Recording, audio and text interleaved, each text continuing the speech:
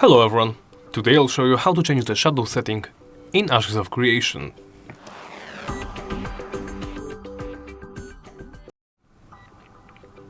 Let's begin by opening the game menu.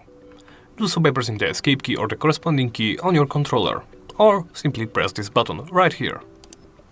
From there, make sure to open the game options menu. Here, make sure you're in the System tab. Navigate to the Graphics section and scroll down.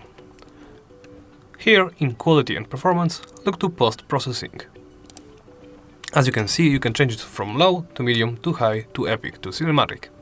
I will leave it at medium, although you can make your changes yourself. And that's it. You can close the window, and thank you for watching, and please remember to like, comment and subscribe.